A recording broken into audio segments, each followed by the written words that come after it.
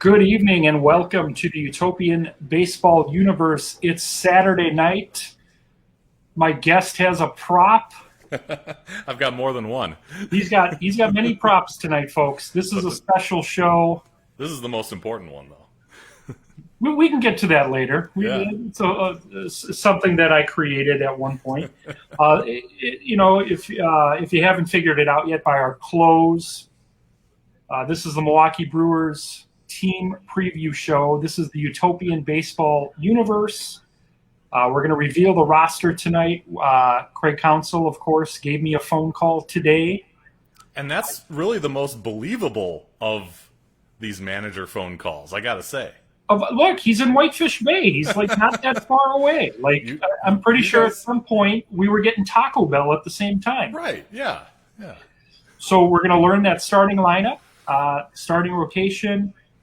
You guys are going to have something to vote on tonight, which we've done 2 or 3 times in spring training, so we're going to get to that later. Again, if you have any questions or comments, we're going to get to those at the end of the show. But the main event, the man, the myth, a man I've known 39 years. Wow, not that anybody's counting, right? Not yet. I mean, at this point, it's just a number. Yeah. This is Andrew Fefer, the host of Bowling with the Fef, which we're going to talk about later. Yeah. But right now, we're going to talk. We're going to talk a little baseball. We're going to talk a little baseball. Love it. Again, Milwaukee Brewers theme. Andy and I both are from Brown Deer. Yeah. We met in Actually, all right. So I have a confession to make. Uh-oh. And I have, and this is relevant to the group because I had your brother on a week ago. Yeah, for the Twins, and it was a great episode. So I have a confession to make, and Justin, if you're watching this, if this changes our relationship, I apologize. But no, hear me out. All right. I have been saying for my whole life that I was in your home the day Justin was born. Okay. In prepping for the show tonight, I did some math, if you will. It turns out I moved to Brown Deer in June of '82 because I graduated high school I graduated 8th grade in '90. Okay. So that meant that I would have finished kindergarten in '82. Mm-hmm. So I've been telling people for years, and I've been telling your brother this for years, that I was in your house the day he was born. I think what happened, and I feel terrible about this, I think instead of your dad saying, the baby's coming, I think he just said, you're going to wake the baby. That would make more sense. Because we met in, I guess it was the summer of '82, and your brother was born in March of '82. So, right. Justin, if you're watching this tonight, I apologize that I have been spreading this lie for 40 years. It was just as Roger Clemens would say, I misremembered. Isn't this like kind of in the Howard Stern movie where he says he's been going to this store for years and years and years, and then he says, oh, and they're having their grand opening. Yeah. Yes. Yeah. Yes. I actually remember that. See, now I want to watch that movie again. Right. Yeah. Yeah. So again, if anyone feels like this is now a fraud, I was not in Andrew's house the day Justin was born, but I may have caused a ruckus, and maybe my obnoxiousness may have woken him at some point very early in his life. Right. So I feel good just getting that off my chest. Now we're here. Now we can just talk baseball. See, it's all downhill from here. So the first question I have now, I've said on this show many a time that during the 1982 World Series, I had no idea what was going on. My mom was watching it with family. I was in the family room playing with my Matchbox cards and action figures. Mm-hmm. You would have been 5? Mm-hmm.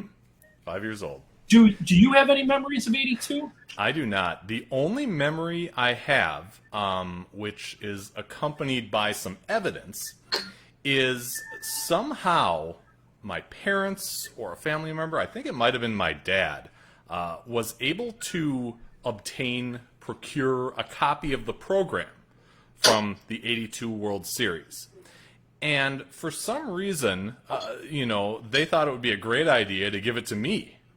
Well, I ended up mutilating that cover, beyond recognition. So I, remember over the years having that program, in shambles.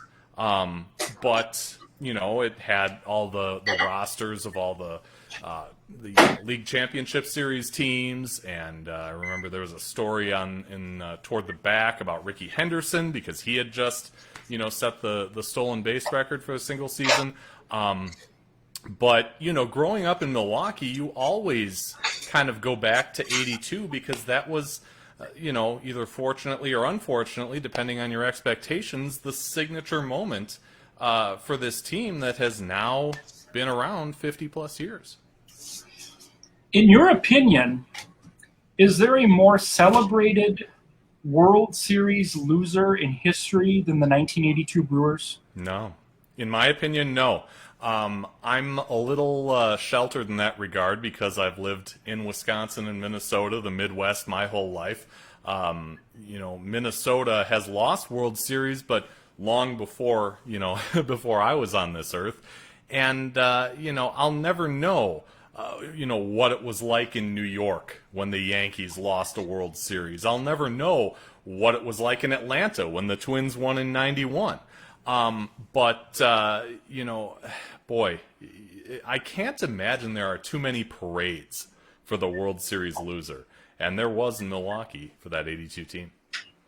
There was also about, I want to say 10 years ago, MLB actually released an official DVD on the '82 Brewers. I mean, this is unheard of. It was called, I think it was called Harvey's Wallbangers, but I can't name another World Series loser that had, like you said, a parade, an official.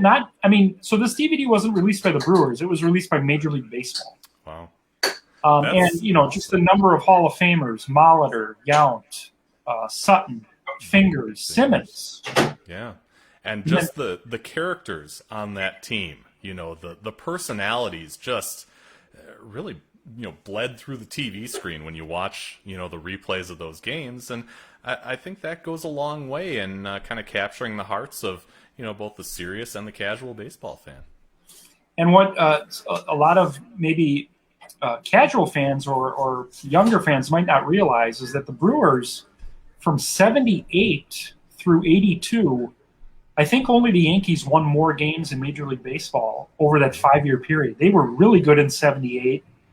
I think they took maybe a step back in '79. They were a playoff team in '81, World Series team in '82, and then it just kind of fell apart after that with injuries to Fingers, Yount. Molitor started missing games, I think, right around '83. But the '82 team, again, I have no memories of anything that happened while it was happening, but when I think of Brewers history, they're obviously one of the teams that immediately comes to mind because of, like you said, the characters and just how close they came to winning that World Series. People forget they were up 3-2 in that series. And I remember my dad always telling me that there was that unfortunate injury to Raleigh Fingers. And so you end up going from Fingers closing games to Pete Ladd.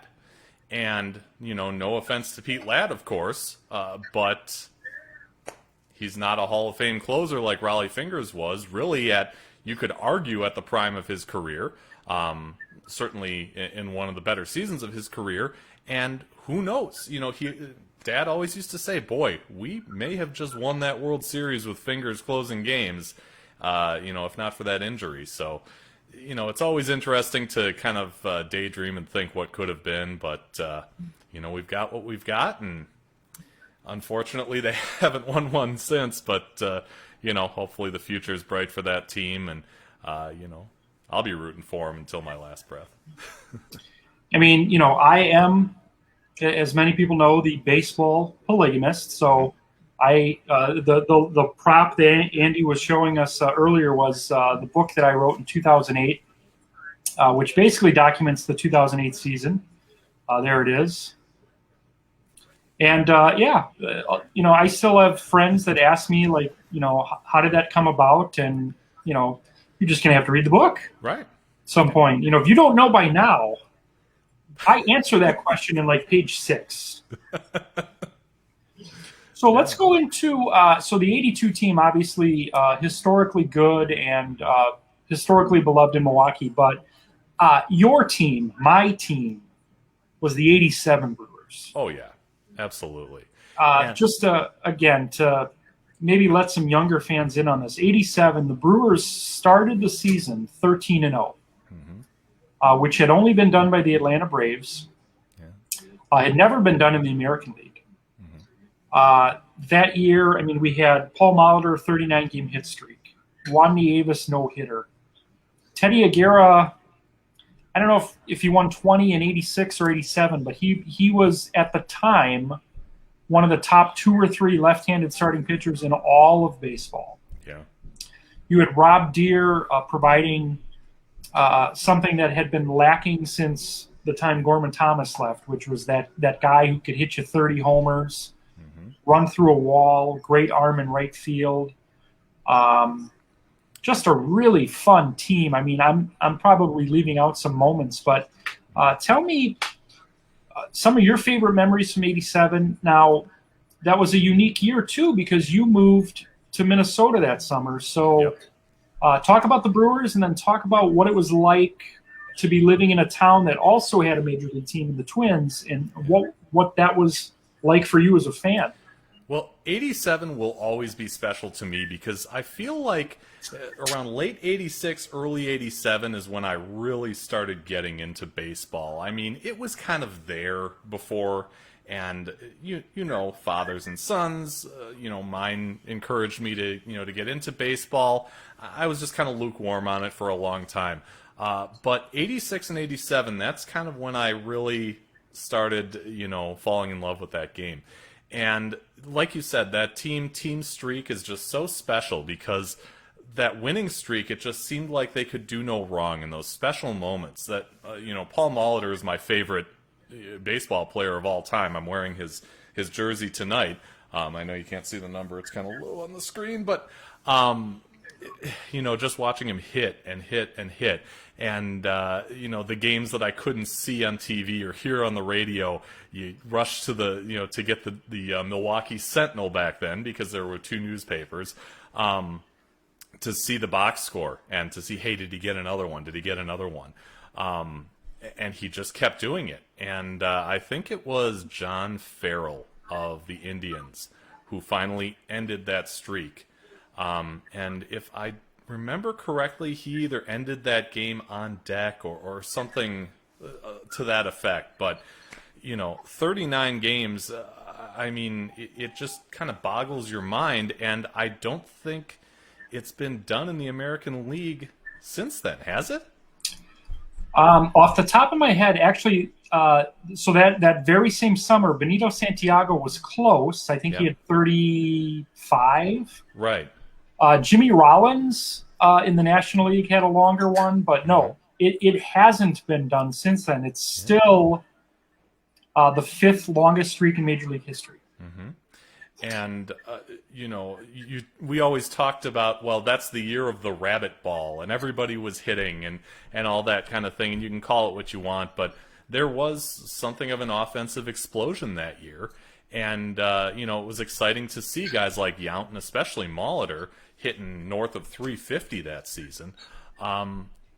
But, as that summer wore on, you just knew that they weren't really going to, have that stretch run and get into the playoffs, especially as you got toward August and September. And it just so happened at that time that my dad got a job transfer. They transferred him to Minneapolis, and we end up moving in September of '87 and get there right at the end of the season as the Twins are making this run to a World Series championship. It was just infectious. These people hadn't seen, a team go this far since the 60s. And, you had, again, another cast of characters. Dan Gladden, Kirby Puckett, Kent Herbeck, Steve Lombardozzi, Tom Bernansky, Frank Viola. The list goes on and on. And, they end up playing against St. Louis in the World Series. So it's like, okay, it doesn't feel great to cheer for them, but I don't want to see St. Louis win. So, okay, I'll give you this one. But it was just a special time in both cities, which was cool to experience the way we did. It almost it kind of feels like when a player is with a team for years and then he gets traded at the deadline. Yep. And he gets that elusive ring. So, Andrew Fefer, Brewers fan his whole life, wearing a Brewers jersey now, but, September 1st, gets traded to Minnesota, wins a World Series. Yeah. So officially then you were rooting for the Twins in that 87 series. They probably could have used me as a starting pitcher. They were a little lacking in that area, but I'll begrudgingly admit to it.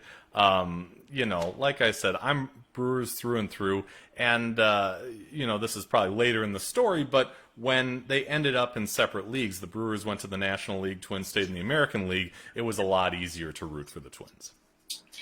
Yeah, and so I had kind of the reverse effect because my teams, I should say, the Brewers and Mets were always in different leagues.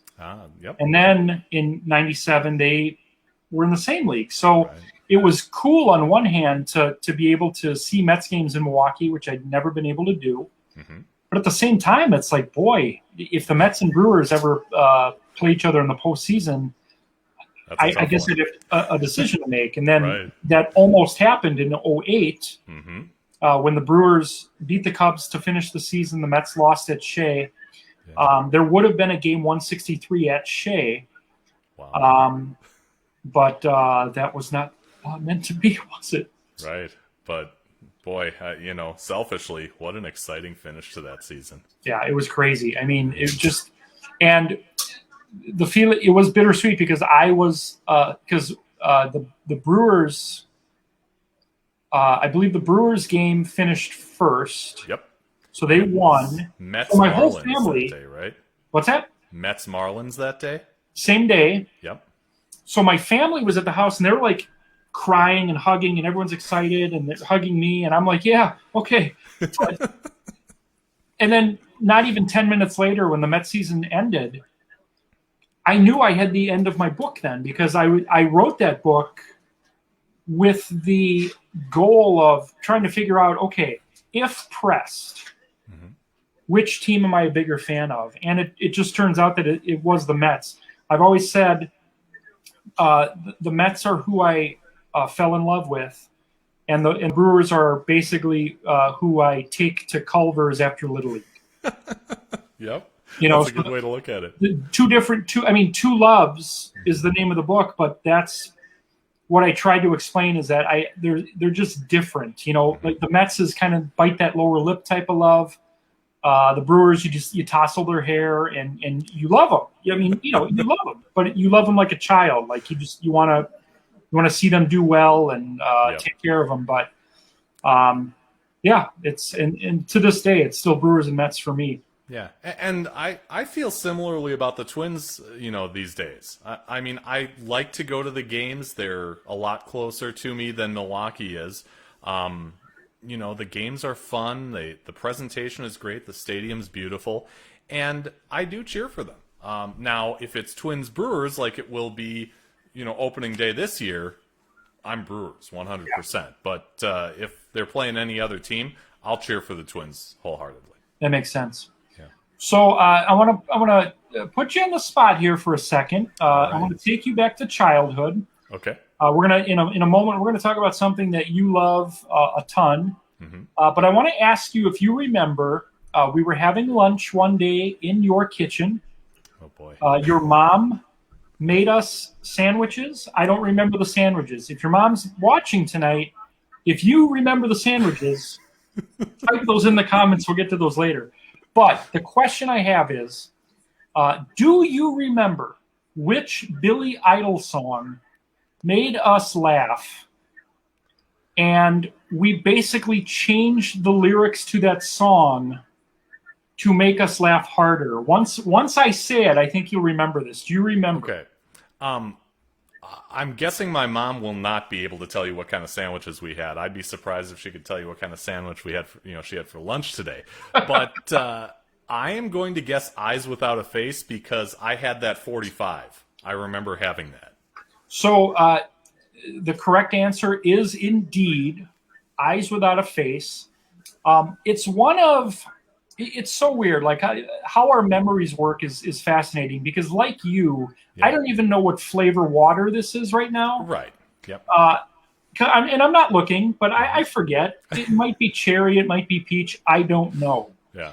But I remember this day as if it was yesterday because that song just came out. Mm-hmm. And I remember we were laughing so hard because what we were doing, folks, was we were changing either the first or the last word. So it was like,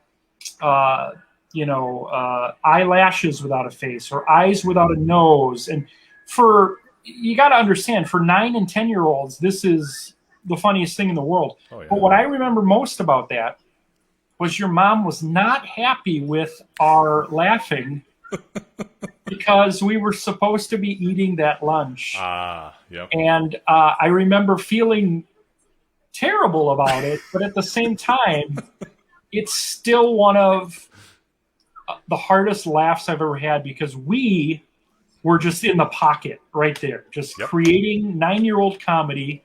Mm-hmm.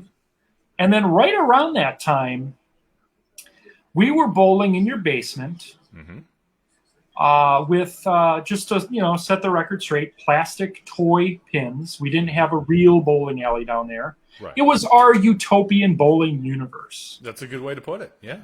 And you and I, the first day we heard Eat It by Weird Al, we just kind of looked at each other like, what? This sounds different than the tape I have at home. Right. What's going on here? And that's funny that you bring that up because, one of my son's friends introduced him to Weird Al, not physically Weird Al, but his music, I'd say maybe a year ago or so. And he loves those songs too. So it kind of brings me back.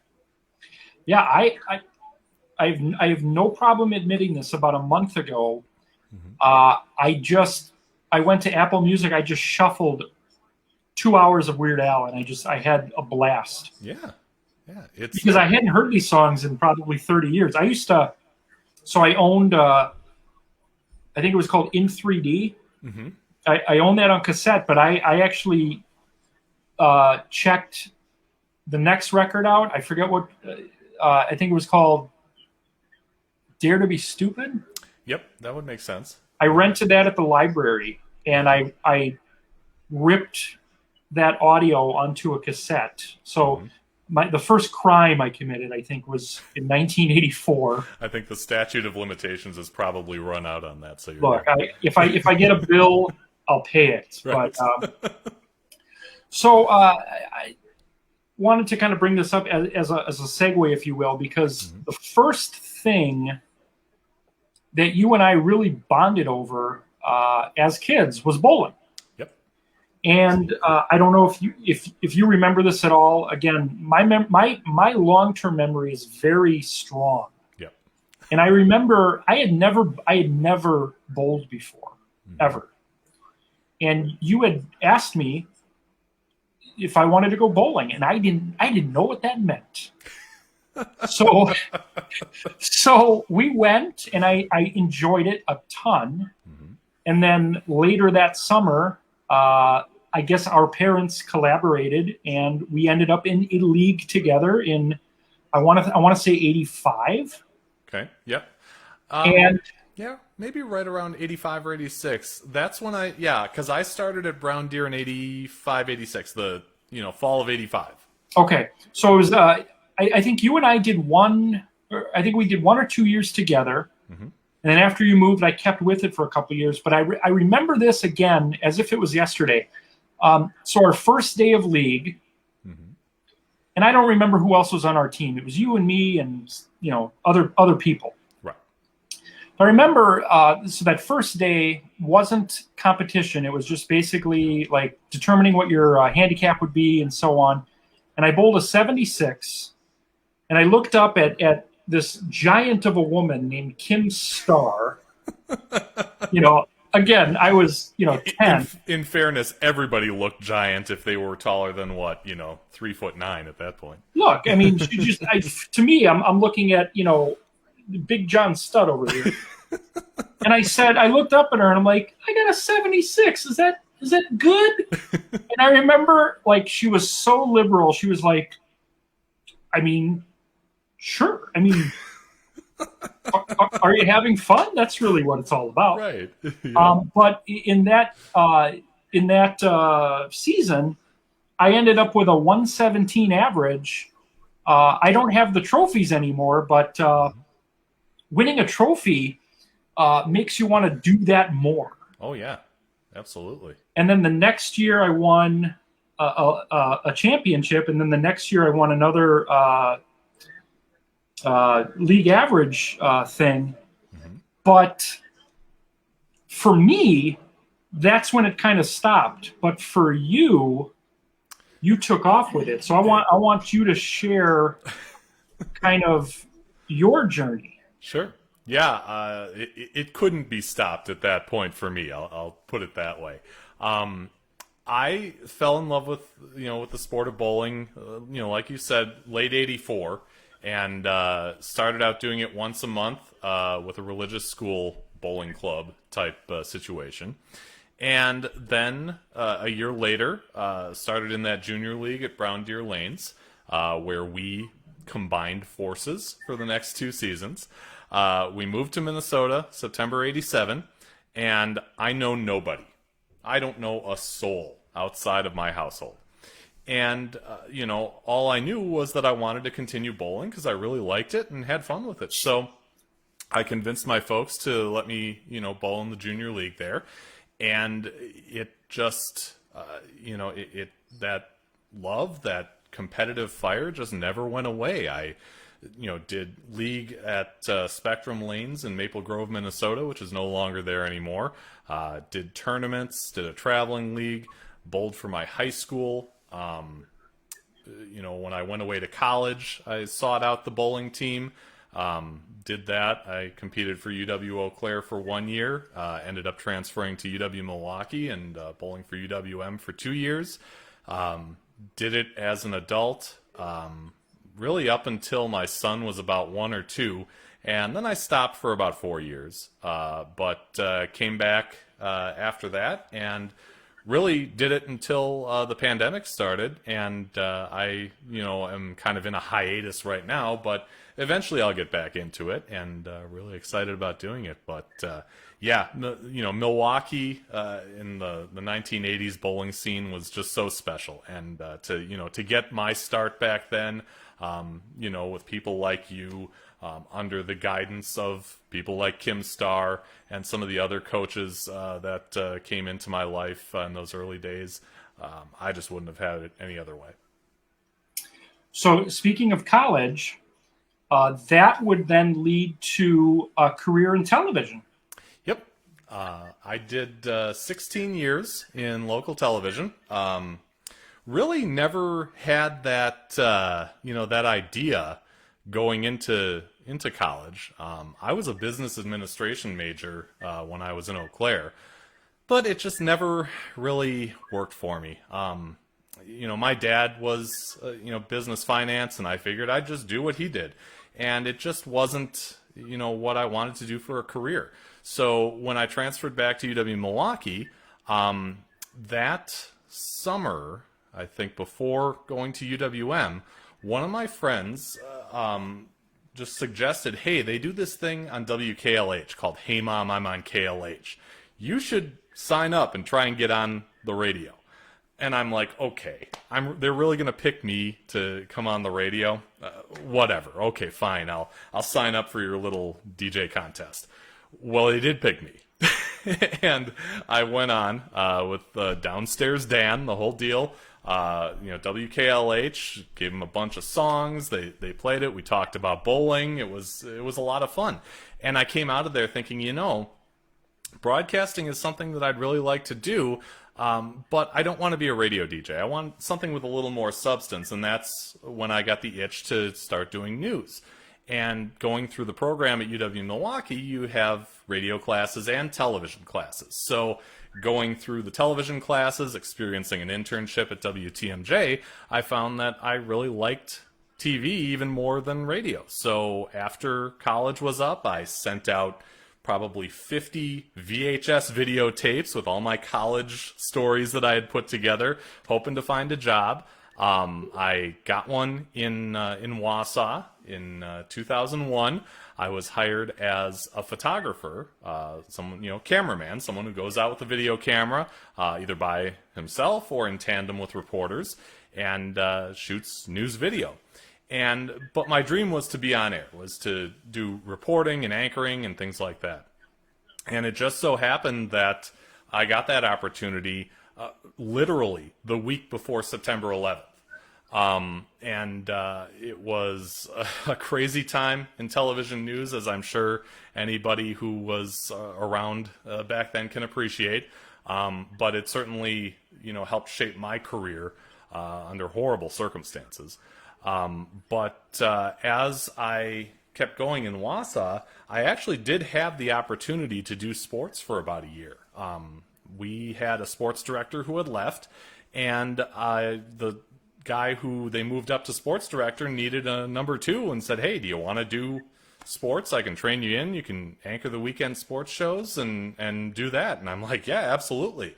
So we, I did sports for about a year, and that was in about 02, 03-ish.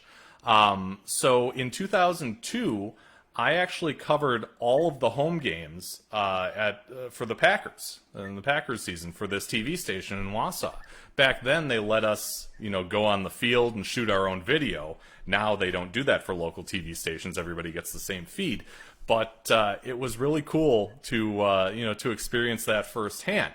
And during the summer in Wausau, they have a long-standing Northwoods League team called the Wisconsin Woodchucks. And back then, there were two real big draws on that team. One was Ned Yost's son, who was a great power hitter. I can't remember for the life of me what position he played, if he played catcher like his dad or not. And the manager back then was Steve Foster, who you may remember was a pitcher for the Reds. So that was a lot of fun to cover baseball, because obviously, I love the game at that point. And, the Brewers weren't doing a whole lot. They were kind of, those were pretty lean days. So to have a local team, with those two guys, and I believe they ended up winning the whole thing that year. So it was really neat to cover baseball in that way. But at a point, I realized that I wanted to get into either news or sports, because I did a lot of both through the rest of my tenure at that station. And that's when an opportunity here in Eau Claire came up. I was the weekend anchor here for a couple of years, moved on to a job in Green Bay where I did some reporting and producing, ended up coming back to Eau Claire, and made my way up the ranks all the way to news director, where I was running the news department and making all the decisions. And I did that until November of 17. And now I do video production for an HMO, and which is a great job as well. But boy, those TV days were awesome. It was really cool to be in that job in those times. It's a lot different now, but yeah, I wouldn't trade that experience for anything. And I have to say that I remember I was with you the day that you sent out a bunch of those tapes, and yeah. I remember feeling very proud that day that one day this guy's going to be on the TV. Like this is unreal. Yeah. Like it just seems like yesterday we were bowling in your basement, listening to Weird Al, and now this guy's going to be on TV. And I still, to this day, whenever I see a new anchor here in Milwaukee, I'm like, you know what? I'm going to try to get Andy to scratch that itch at some point and try to get back on here so that Mom and I can watch him deliver some of the news. But yeah, I remember being very proud of that journey for you. Oh, I appreciate it. Let me know. Tell me about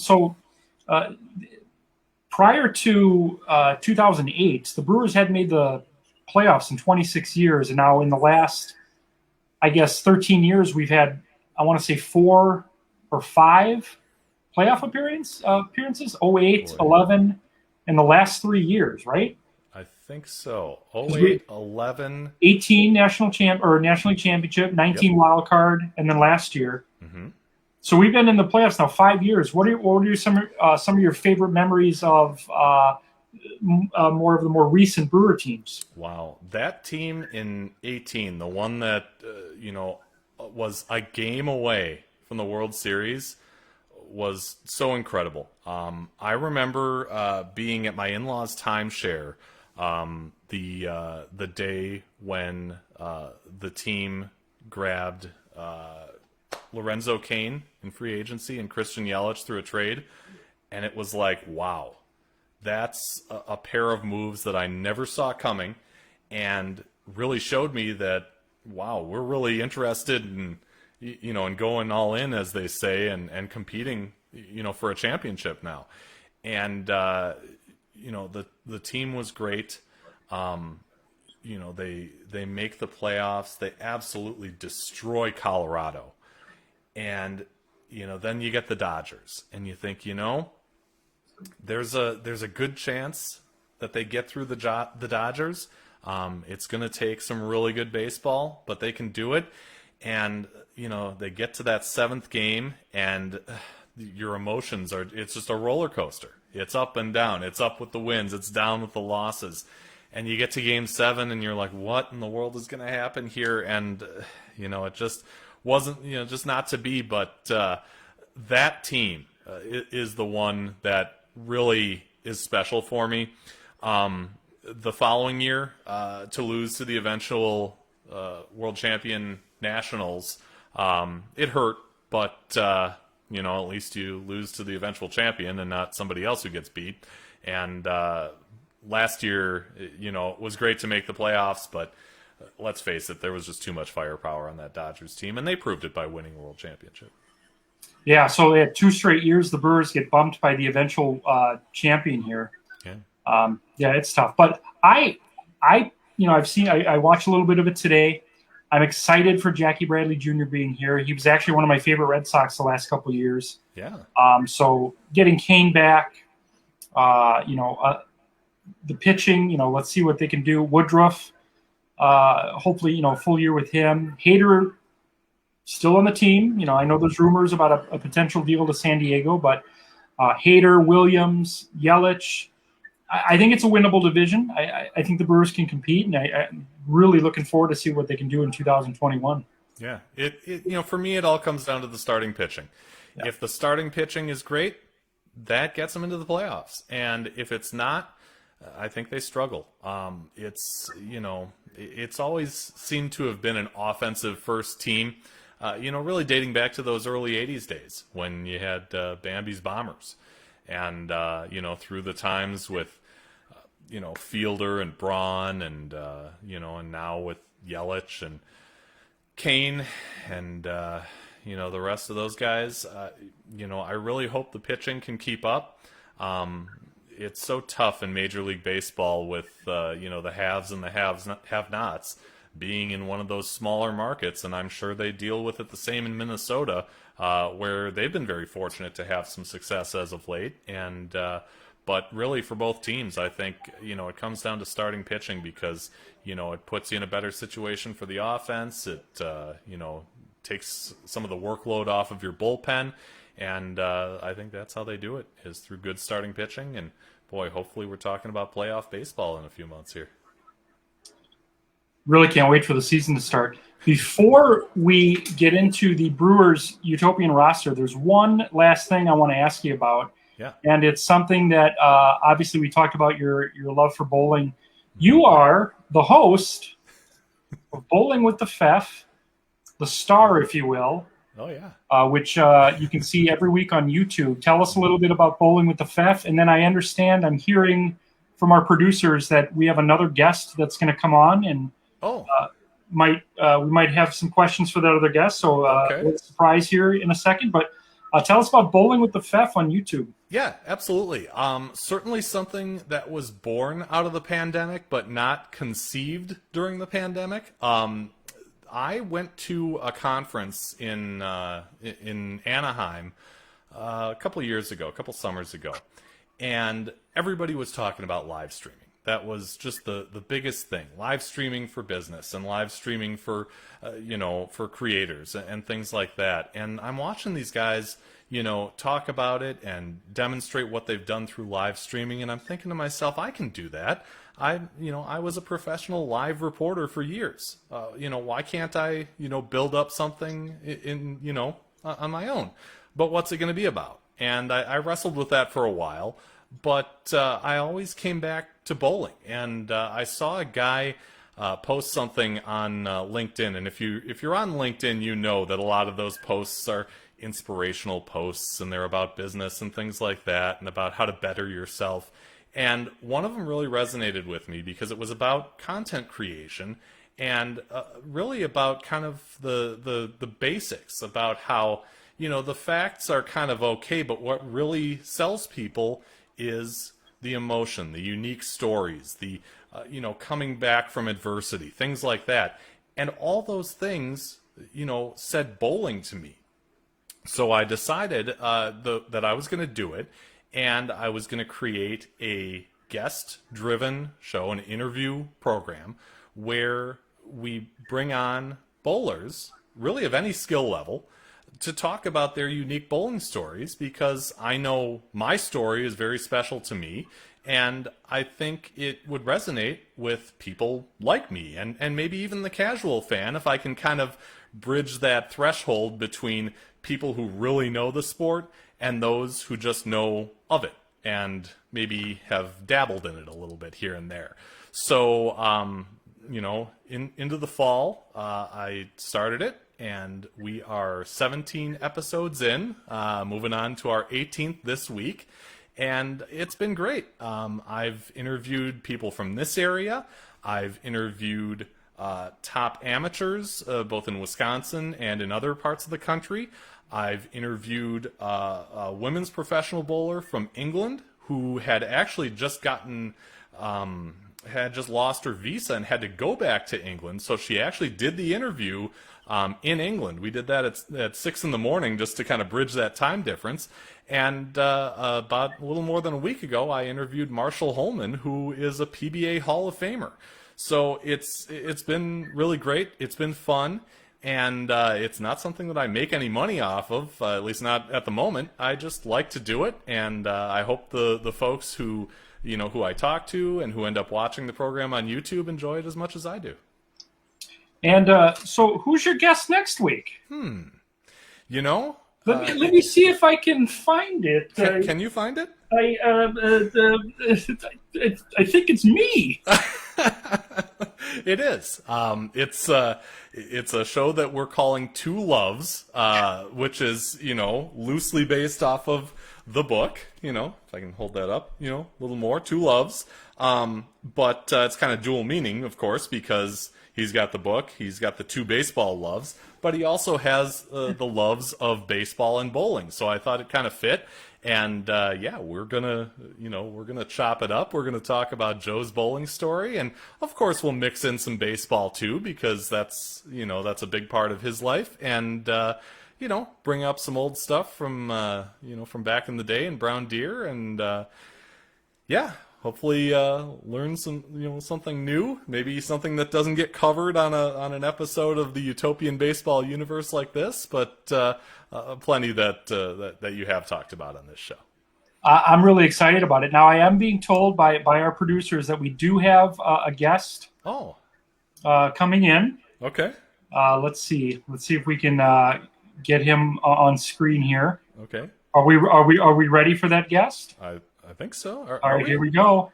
Ladies and gentlemen, joining the show tonight is Andrew Fefer's bobblehead. Whoa. Hey, how about that? A couple questions here. I hate to put you on the spot. I know you're just passing through, but Andrew Fefer's bobblehead, are you going to be watching Bowling with the Fef on Thursday night with me as the guest? Yes. All right, fair enough. And then I have one more question for you. Are you excited? Are you ready to hear the opening day lineup for the Milwaukee Brewers in the Utopian Baseball Universe? Oh, yeah. Andrew Fefer's bobblehead, ladies and gentlemen. We're going to work on getting him his own show this summer. But before we get to the roster, as we always do, we're going to just break down some of the highlights of the schedule. But we're going to go a little deeper tonight because it is Brewers. And as many people know, about half of this group, I would say at least half of this group is Brewers fans. Mm-hmm. So we're going to unveil not only some highlights of their schedule, but we're going to look at all of their nationally televised games. Ooh, okay. And again, for anyone new to the Utopian Baseball Universe, none of this really happens. This is just, it's make-believe. We're just having fun here. If you have any questions, reach out to me individually, but we like to have fun with it. And here we go. All right. Let's see, opening day at home against the Angels. Okay. So you're getting a marquee match. I mean, Mike Trout versus Christian Yelich. I think that's going to be epic. We'll find out what that pitching matchup is going to be shortly. But what a way to start the season. Angels at Brewers. Yeah. Memorial Day at the Cubs. Independence Day, home game against the Marlins. Labor Day, home game against the Pirates. And then finishing the season against the Cubs at Wrigley Field again. But wow. the big one here, opening day against the Angels. Mm-hmm. And then just some other unique series that you only see really in the Utopian Baseball Universe, or not only, but we're gonna face Ned Yost's Royals on April 19th through the 22nd. Okay. Traveling to Montreal May 21st. Our first trip to the Durham Bulls, July 5th through the 8th. At the Champion Braves, July 9th, 10th, and 11th. And then hosting the Mets and Yankees this year to finish August and to kick off September. So those are some of the highlights, if you will, that I saw on the schedule. Yeah. Monday Night Baseball on ABC with Al Michaels. We're going to be at Arizona April 5th, and then hosting the Yankees in the season finale on August 30th. Wow. Okay.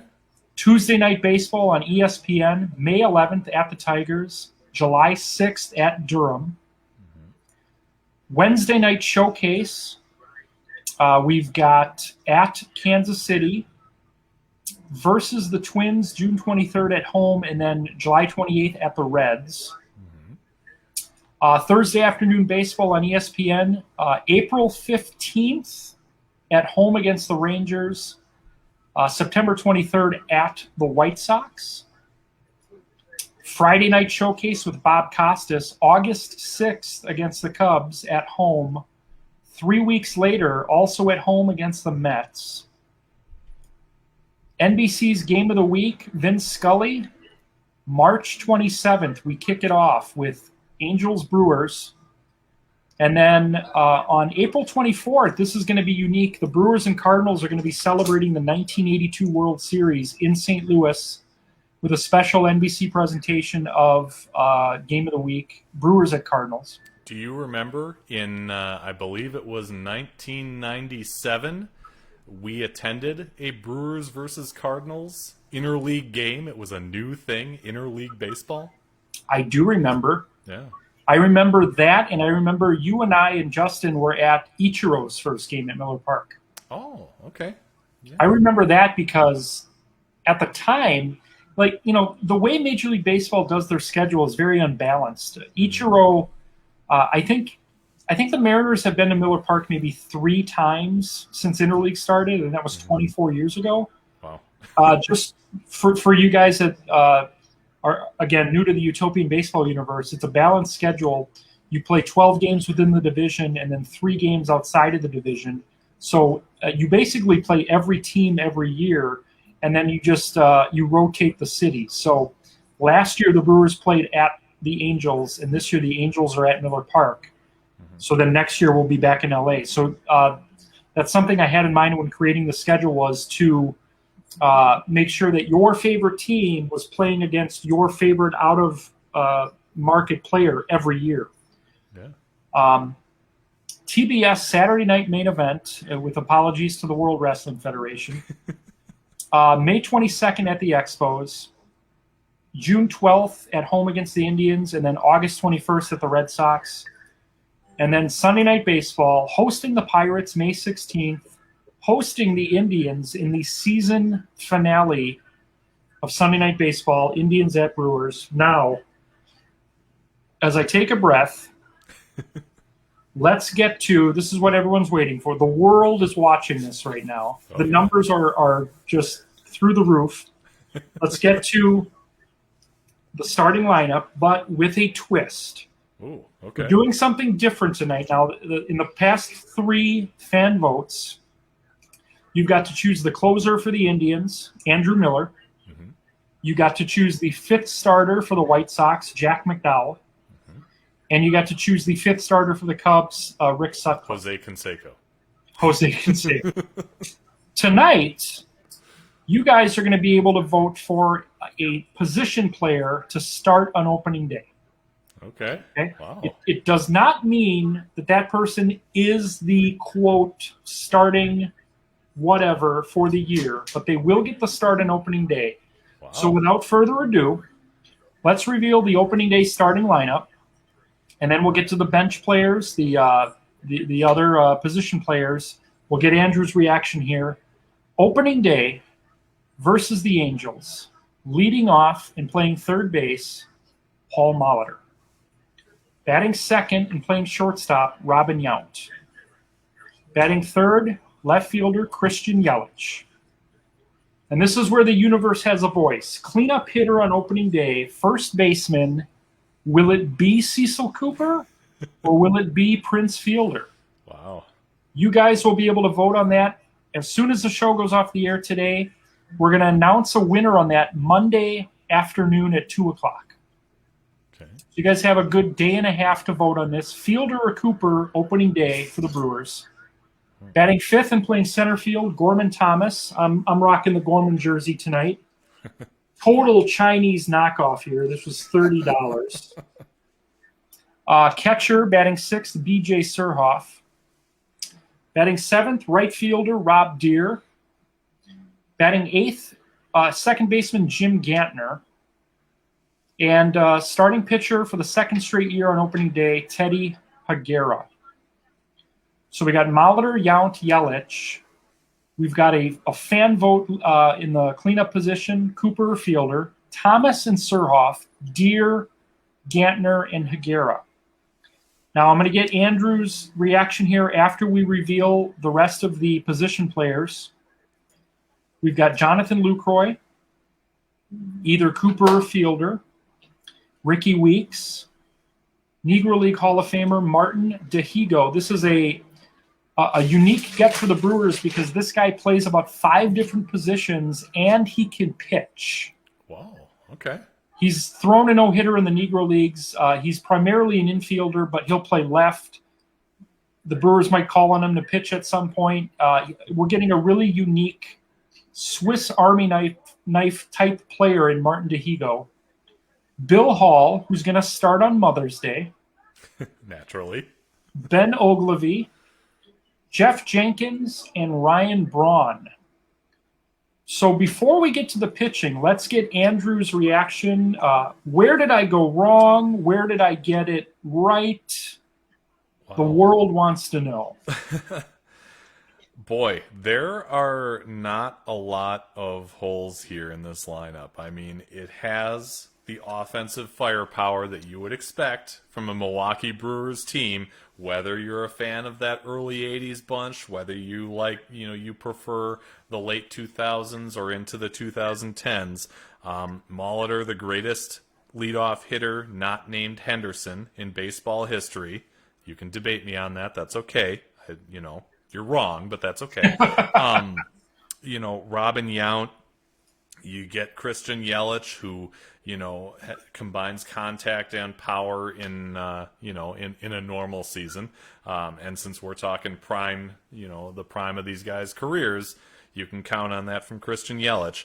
Boy, you cannot go wrong on that first base vote, whether it's Cecil Cooper or Prince Fielder in their primes. Great big bats and, good personalities to boot. Gorman Thomas at center to give you that home run threat every time. Boy, I'd love to be able to squeeze Ryan Braun in there as a starter somewhere along the line, but I'm sure he'll get plenty of playing time coming off the bench. I mean, I can't find another way to do this. Braun is a left fielder, but you can't ignore what Yelich has done. Yeah, I think that's the best way to go about it. I really do. And, the thing, again, that I love about the Utopian Baseball Universe, without using the DH, a lot of people might think, well, we lose a bat. But really, you gain 2 or 3, because the way National League Baseball and Utopian Baseball Universe goes is that pretty much every night there's going to be a need for a pinch hitter. I see Ryan Braun as being, that first righty off the bench. Yep. I see, Ogilvy Jenkins as being, maybe that first lefty off the bench. We had games in the Utopian last year go 18 innings. So there's going to be situations where, guys are going to be called upon late in games. There's double headers. There's going to be definitely opportunities for Braun to crack that lineup. I mean, he's got a first baseman's glove. Cooper and Fielder are lefties, so I can see Braun getting some starts at first base as well. But let's talk about a team that was 12th in offense last year and 29th in pitching. So we know the Brewers are going to hit. Yeah. But they really struggled pitching last year. They actually were dead last in a bullpen ERA and blown saves. Yeah. So we're going to unveil the pitching right now. We're going to start with a starting rotation that we know is anchored by Teddy Higuera. Mm-hmm. Ben Sheets is going to get the ball Saturday against the Angels. Yovani Gallardo to finish off that series. And now this is where it gets interesting. The Brewers' next series at home is against the Dodgers. The pitching matchup that day at Miller Park is going to be Brandon Woodruff versus Don Sutton. Okay. Don Sutton returning to Milwaukee in his essentially first start in Milwaukee since he left here. And he's going to be facing Brandon Woodruff, making his Utopian debut for the Brewers. Juan Nieves has been named the 5 starter. He struggled a little last year, but the Brewers still see some potential in a guy whose major league career was cut short after 2 years. Nieves gets the ball against the Dodgers to start the season. And then also on this roster, a 1982 Cy Young Pete Vukovich and Mike Caldwell, who led the American League in complete games in 1978 with 22, which you'll never see again. Yeah. No, on the surface, it's a strong rotation. Like you always say, guys like Vukovich and Caldwell will get work. It's that Woodruff versus Sutton is a very interesting matchup, and I'm sure, you'll have a lot of interest in that. When Ben Sheets was on his game, Yovani Gallardo, another guy who, when they were on their game, and these are the prime of their careers, there were few better in the majors. So, it is a strong rotation, but one that they'll definitely lean on, as the actual Brewers typically do, to cement some success in this Utopian League. So now let's look at the concern from last year was the bullpen. This is quite the facelift. We're bringing in 3 new faces for next year. The Brewers have announced that Josh Hader will be the closer to start the season. Devin Williams, the Rookie of the Year in the National League in 2020, makes his Utopian debut in 2021. Dan Plesac will return to the team in a different role. He's not going to get that ball in the ninth inning like he did last year, but he could be that lefty out of the bullpen that gets that tough lefty, a seventh inning guy, if you will. John Axford, Kenny Sanders. He was the first original closer for the Brewers. One of the first stoppers back in the early 70s. Colorful character Derek Turnbow returns to the team. And then just another everyman on this staff, Jim Slayton, who can close, he can give you long relief, he can spot start. He's the all-time winningest Brewer still to this date. So Jim Slayton makes the team in 2021. Yeah. So again, a team that hit very well last year, but the pitching has to improve for the Brewers, a seventh-place team in 2020, to try to make any damage. And then to start the season with two playoff teams is rough. Yeah. Angels, Dodgers. Yeah. But it's a long season. It's a long season. Momentum changes. Yeah. Just there's a lot of baseball to get to. We haven't even started yet. Andy, I got a ton of comments for you, comments and questions. We're going to get to those here. This gentleman says, "Hi, Andy." Well, hi. Hi. Hi, Facebook user. Hope you're having a great night, whoever you are. Hi, is that your Christian name, Facebook user? Is that on the birth certificate? It was a great episode. Well, thank you. Okay, it's not over yet, but we're still going. We're live, pal. Thank you for the vote of confidence. June of '82, you say. Well, that doesn't jive with when I made my first appearance. That's got to be Justin, right? It's got to be. Yep. Justin. As soon as it's over, I'm gonna. Look. We have to talk. My life is a lie. I went back in time and I just figured it out. Your mom or your dad, they just sent me home because you were sleeping. They didn't want us to wake the baby. Yeah. I'm sorry. And while we're on the topic, click on the StreamYard link. Click on the link, Justin. It's very easy. We want to use your name. Are you hiding from the government? Right. Everyone has to pay taxes, okay? Yep. Just because you live in the same metro area as Ken Herbeck doesn't mean you have to be Facebook user when it comes to a public, presentation here. And then Justin says, it's okay, we can just pretend the day I was born. I mean, I feel like the truth is out. Yeah. I feel cleansed. Now, just for the record, I was not lying all these years. I just misremembered. Right. Yeah. Like Roger Clemens did. You're right. Yeah.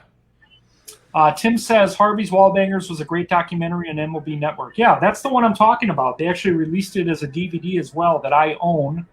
And it's about the 82 Brewers, a World Series losing team, got a documentary on MLB Network. Yeah, I'm going to have to check that out. I haven't seen that before. Chuck Johnson, who was on our Rays show, and we're going to see again tomorrow, says, you have Joe Madden's number in your phone. I have Robin Yount's number in mine. Before he was in the Hall, disclosure, I've never called it not worthy.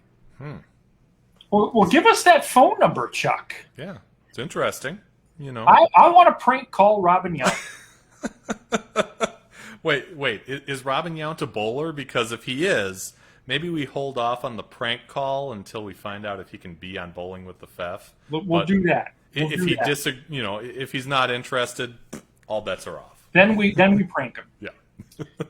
Tim says, my first memories of the 82 series was from the 83 Topps sticker books. Yes, yeah. I love those sticker books. Mm-hmm. That SI cover hung on my wall back in 87. He's talking about the Rob Deere cover, which I love, and I still have that. Yeah.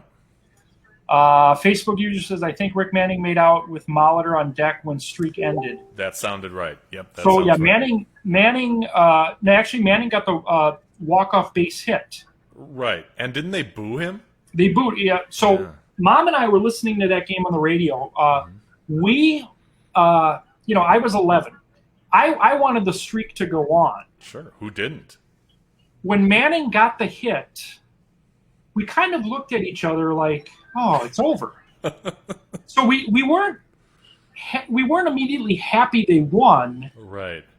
because but again, Molitor went 0 for 4 that night, so it's not like he didn't get his chance. Right. He was on deck, but in the end, I think the Brewers lost that division by 7 games, so it didn't really matter in the end. But yeah, Rick Manning. By the way, Rick Manning not in the Utopian Baseball Universe. But Rick, if you're a bowler, get a hold of me. I'm looking for guests. We're looking for guests, Rick Manning. Secretly, he loves the Twins. So Justin says you love the Twins. The secret is Facebook users Justin, by the way. We figured this out. Mm-hmm. Yeah, which really kind of opens him up to criticism, because now anybody who hasn't clicked that StreamYard link can, is now Justin Fefer. Keyboard warriors, Yeah, there you go. Tim says that Mets loss in 08 was the last game of Che was there, gut-wrenching. Yeah, it was tough. It was tough because my book was about that season. And I figured out on that day, essentially, that I was a Mets fan over the Brewers. Andy, I got a question for you from Geeker Cruisin'. Yes. What's Andrew's bowling average and how many 300 games? Okay, good question. The average question, I mean, I'm typically in the 200s on a normal league condition. And, the way the oil is put out on the lane makes a huge difference. So, they're trying to get higher scores in leagues because most people want to get high scores, so you bowl where the scores are high. But typically I'm over 200 in leagues. I have 4 sanctioned 300 games. My first was in 1998 at Regatta 2, which was originally Hadler Lanes, the place that I started my bowling career. And the most recent one was in 2019 here in Eau Claire at Wagner's. Well, you know what? I'm going to save all my good bowling stuff for your show. Because I want to give people a reason to check us out on Thursday night at 6 o'clock. Yep. Tim says, current Brewers GM's a good dude. His mom worked for a friend of mine. After a few phone calls, he wrote a letter to my 14-year-old giving advice on how to eventually get a job in baseball. That is awesome. Yeah. And it's always neat to have, someone with that youth. You think of David Stearns as someone who kind of brings a different energy to this team and brings more of a modern way of doing things. Not to say that a GM in his 50s, 60s, or 70s wouldn't do the same thing, but that's kind of the outward appearance that I see, from the outside looking in. And boy, a lot of the moves that he's made so far have really paid off. So it's hard to second guess the guy. It really is. I think he's one of the great young minds in baseball, and not making any predictions here, but I hope the Brewers figure out a way to lock him up for a while, because I know that there's teams out there looking at him. Oh, sure. Andrew and Andrew's bobblehead have the same taste in wall color. We happen to be in the same room. I mean, folks, it was same room the whole time, ladies and gentlemen. The magic is revealed. Yeah. Wait, this isn't real. I was ready to argue about spring training records. It's real, Tim. Tim, it's real. It's as real as you make it. Look. I'm going to make a serious comment here. Okay. When you watch a movie or a TV show, you get lost in the characters. You get lost in the story. Do you, in the middle of it, say, "Oh wait, there's cameras everywhere"? Or, they're reading cue cards. Look, just enjoy the fiction. Enjoy the fiction is all I have to say. Tim's early vote is for Cecil Cooper. DeHigo was a fascinating player. Yeah, he's Brewers fans you're gonna love this guy. He's gonna do some great things this year. Tim says the offense is top notch. Chris Broadhurst, newer to the universe. Welcome, Chris. I don't want to lose Yelich, but he has more years at Marlins, or is it where he succeeded? Great question. I mean, so building the rosters is the hardest part of the universe. I put Yelich in the Brewers because MVP, could have won a second, won a batting title. He's arguably one of the top 5 players in the game right now as a Brewer. So that's why we have Yelich with the Brewers. And, admittedly, when this started, we had 60 members last year, and I think 53 of them were Brewers. So I had to give my core group something to cheer at. But very good question. So, again, this could be Justin. It might be someone else. Says Deere doesn't belong in the starting lineup. Look, I don't want to fight you, Facebook user. Rob Deere's my all-time favorite brewer, him and Gorman Thomas. So Rob Deere belongs in that starting lineup. Yep. And if you don't like it, 1202 First Avenue, Grafton. Let's fight. I've never been in one. You'll beat me, but I want to fight. Yep. Great personality, and let's face it, Milwaukee got the best out of him, you know? And what's more exciting than home run or strikeout? Take your pick.